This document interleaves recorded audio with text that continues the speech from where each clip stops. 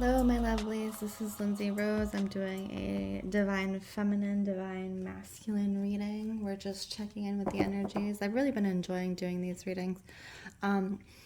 As always, please be discerning in receiving the messages. This is a group reading, so not all the messages may be for you. I am going to do a quick blessing of the cards. I ask that any and all messages that come through the cards come through with clarity and understanding for all those involved and for their highest good only. Okay. So divine feminine, divine masculine. So we all have those within us. It's just at any given time we kind of lean towards one or more. So this is very much, it's not directly associated with gender. So please read for the one that feels more aligned for you, regardless of your gender, So I think I'm, as always, going to pull the divine feminine first because, again, ladies first. Let's check in with the divine feminine reading. Whew. Okay, first off the bat, before I even start pulling, I'm getting a message. The divine feminine has something to say. She definitely has something to say. I'm getting almost fire burning up my throat. So, and this is in regards to divine masculine, or to divine masculine. I feel like she has, yes, she definitely has something to say. Okay, so King of Swords. It's almost like a burning up my tongue. Look at the flames are fanning. I think there is some clarity around some certain things that she is looking to give. And I feel like the divine feminine. So when the swords come in, the King of Swords. Swords has to do with emotions, but emotions that we often, keep within ourselves, right? So cups has to do externally, but swords has to do with internal emotions. And when you get the King of Swords, that is someone who is speaking their piece about what they are feeling internally and being very clear about that. And so I definitely feel like the divine feminine is getting this energy to show up in clarity around her feelings, in particular what is showing through in relation to the divine masculine energy. So you have the reverse, the devil card, which shows up as a snake. And again, the snake is on fire, right? So this is definitely like that shadow energy. So these are things that either are unseen, unsaid, or unheard, right? And so the feminine, it's almost like the feminine stepping into her masculine and speaking to those unseen or unheard thoughts very clearly, right? So that's the feminine. So the feminine in any divine partner relationship is going to mirror the masculine energies she needs, right? And if she's in her healthy masculine, because that's part of, our internal dichotomy too. If she's in her healthy masculine, she's going to mirror the exact energies that she needs in order for a divine partnership, right? So that's what I'm getting here, but particularly around the verbal, the speaking of it, right? And so you have the Six of Swords showing up. It's like this shaky water. It's like this in between. It's this unknown. They're moving to a destination, but they haven't gotten there. And it may not even be this destination that they have in their eyesight, right? And so there is this sense of movement forward, but not being able to see clearly where they're going. This is between the divine partners and being on a little bit of a shaky water, right? But they're still going, okay? They're still moving forward. And in particular, if you notice, it's it's a woman and a child in a boat, right? So in particular, this has to do with the divine feminine and the intuition, because often, or mostly, the intuition is associated with the divine feminine, right? So she goes on basis of being guided intuitively through her spirit, through her third eye, through higher realms of knowing. And so when the divine feminine takes that inner knowing, irregardless whether or not it looks like the right thing to do or, outside, when she takes that inner knowing into account and then she activates it with her words and her boundaries, she's setting herself on the path, but she's also setting her divine masculine, right? Because any true divine partnership is led by the divine feminine and her intuition, right? So it's guided from that. So through the use of the words, we're at this point where the divine feminine is guiding the partnership, right? Not knowingly necessarily, although in like the inner knowing way, not from the mind. Guiding where it needs to go. And some of that means, speaking boundaries and letting it fall as it may, right? Because you have to see how people will show up or not show up. And that's how you know if it's a match, if it's a balance. Let's keep looking into divine feminine, because I feel like there's a lot going on under here. I really do. And it's such a potent energy. Divine feminine, anything else? I just get the talking. I get like the jaw tension, or like things needing to be said, or something. Let's And the other half of that, funny enough, the other half of that divine feminine is listening. Particularly, this is what I'm getting. So around romantic partnership, specifically long-term romantic partnership, is the listening. So you have the Queen of Cups, divine feminine. So that's holding your emotions and being able to speak your truth. But the Queen of Cups also is able to hold others' emotions, right? So the way she's showing up, it's like that tandem act of both listening and speaking your truth, right? Because when the feminine speaks her truth, she allows others to do so, right? So it opens that portal. And I do think that that's what I'm kind of getting here is, in romantic partnership, it's time for the divine feminine not only to speak her truth and in a healthy way, right? To speak it and be recognized, be seen and be heard, but also to do that for the partner, right? Be seen and be heard as where you are at. Because I do think the feminine, the way it's showing up, it's like, it's this ideal. We're going somewhere. We're getting there, right? But it's also that recognition of we're not there yet. We're in the present and we're here. We're still treading this water, right? And so how do you move forward with someone if you are always trying to get them to the next point?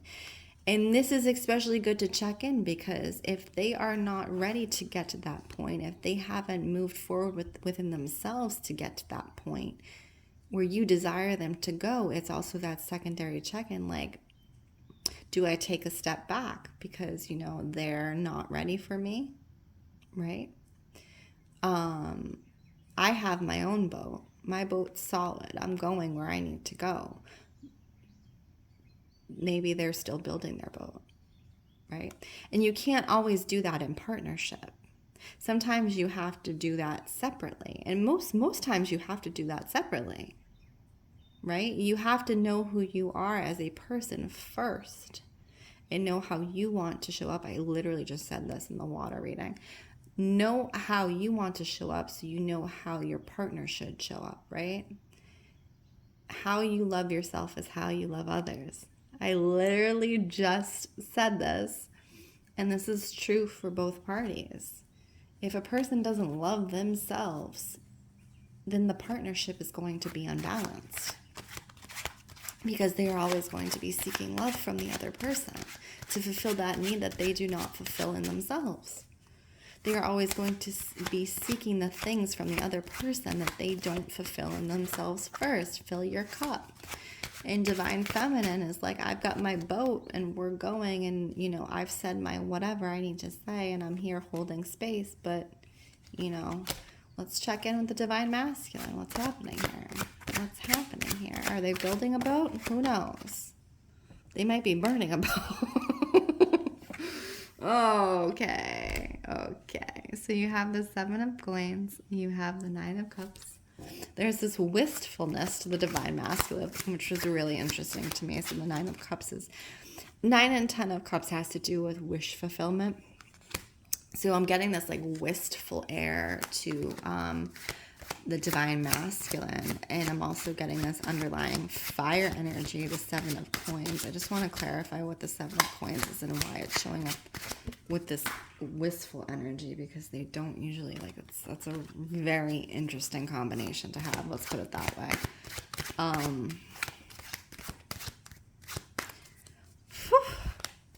Getting it in the head, I'm getting the burning in the head again. So it's like that mirroring of the Divine Feminine, Divine Masculine. It's the burning, where the feminine is burning to speak or have, you know, like speak her piece.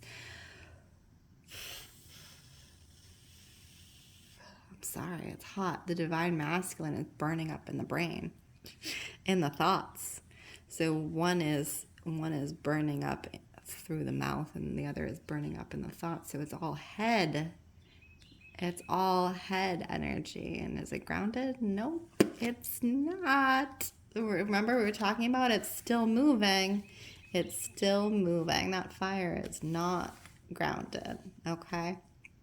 So you have this wistful energy to the Divine Masculine. You have the thoughts burning through their mind. And then you have this emotion. So Ace of Cups has to do with emotional attainment, right? It has to do with holding yourself fully in your emotions. Then we have this beautiful Queen of Wands. Sorry, it's just, I'm getting a lot of heat energy. So the Queen of Wands, this is Pele. She is the goddess of the Hawaiian Islands. She embodies strength and fire, right? You see the volcano behind her. She is the destroyer and the creator, right? So the most nutritious soil is that has come from what has been burned, right? Volcanic ash is extremely nutritious. That's why, you know, Hawaii is one of the most abundant places in the world for flora and fauna. So you see all the beautiful flora and fauna under her. So it's almost like the way that this is coming through is this burning mind sensation and the need to attain clarity, but also a hold on one's emotions is showing up in other ways for the Divine Masculine, and particularly around creation. So I'm getting this creation fire in the Divine Masculine, which is very intense and very potent. So I do think at this time, Divine Masculine, you know, having a creative outlet for your emotions is very good at this time. It's a really solid way to work through your emotions and how you show up around your emotions, because it's less about the thinking and it's more about the feeling, right? So all of our emotions get stored, not all of them. I'm not going to use, you know, a generalization, but a lot of times our emotions get stored in our physical body. And yes, we can run through them, we can push through them, we can do all these things. But it's a psychosomatic, so you have to be able to get into your emotional body, and you can't always do that through the physical acts, but one act you can do that through is creating, because that creativity, you know, whatever that is, that's art, that's music, whatever, dance, whatever that looks like for you as an outlet, it bypasses the conscious mind where you're trying to relegate your emotions to a certain box or a certain place or a certain behavior and fit them in so that you can make them okay, instead of actually processing them. So the act of art itself helps to bypass that conscious jailing of your thoughts, and you just feel them and they just move through you. So it's really this information that's coming through for you right now, Divine Masculine, is feel your emotions through the act of artistic intent, because I do feel like there is a lot of wish fulfillment in that in itself. This has less to do with the relationship, the divine partnership. It has more to do with the self-fulfillment at this moment, right? The wish fulfillment and the greater understanding and learning that comes through transmuting your emotions in that way, right? Because that's creating art, creating music, creating whatever you're creating. That is one of the single-handedly, I believe, most positive ways to transmute emotions. Because you're not forcing the emotions to be anything other than they are. You're just showing up. You're just being there, and you're showing up and you're saying, okay, I'm here. What are you here to teach me? Why are you showing up? And it's not even a conscious thought, it's a subconscious thought. So you're getting in and under that. And that's really what this is showing up for Divine Masculine, because I feel like the Divine Feminine is on this movement, you know, with her spoken word, right? And the boundaries around the spoken word. And the emotions that are tied into that. Well, you're on this kind of internal path of the action of transmuting. So it's really, actually, the way this is showing up, it's very interesting, because the Divine Feminine is almost acting in her Divine Masculine, right? So that external, that verbal, the boundaries, that's very much Divine Masculine. That's Divine Masculine. So the Divine Feminine is working in her Divine Masculine, and the Divine Masculine is working in his Divine Feminine, because what is Divine Feminine but creation? But creation energy. Holy shit. So I just got that.